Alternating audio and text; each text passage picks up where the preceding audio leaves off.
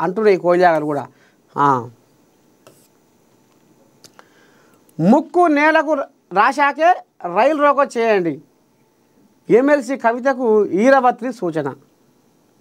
10 ఏళ్ళు అధికారాన్ని అనుభవించిన కాలంలో ఒక్కరోజు కూడా బీసీల గురించి ఆలోచన చేయలేని బీఆర్ఎస్ ఎమ్మెల్సీ కవిత ఇప్పుడు బీసీలను ఉద్ధరిస్తానంటూ బయలుదేరుతున్నారని రాష్ట్ర mineral development corporation chairman Eravatri Anil ఎద్దేవా చేశారు.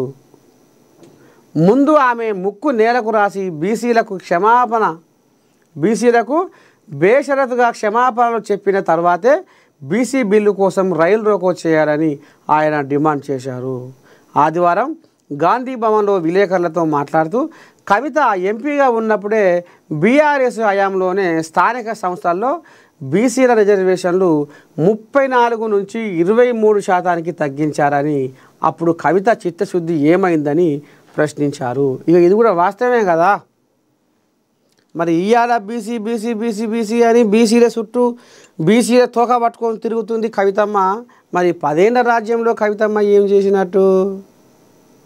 33% గుంజుకొచ్చి 34% గుంజుకొచ్చి 23% తగ్గిస్తే మరి ఆయల గిట్టట నాయన బీసీ బిడ్డలంటే నీకు ఇంత చులకనా అని మరి ఆయల అయ్యను ఎందుకు ఎత్తి చూపలే?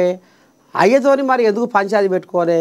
గీయాల నేను ఇక చేస్తున్నా, బీసీలను ఉద్ధరిస్తున్నా అని ఇవాళ బీసీల రాగం ఎత్తుకుంది ఏందమ్మా అని ఇక ఈ రకంగా ఇక వాళ్ళు వీళ్ళు ఇక మరి సై చేస్తావురు అంటావురు. కానీ మరి చూడాలి మరి ఇక రేపు ఈ బీసీల రాగం కవితమ్మ ఎప్పుడు వదులుకుంటుంది, ఇంకేం చేస్తుంది ముందు ఆమె కార్యాచరణ అనేది ముందు చూద్దాం. ఇప్పటికైతే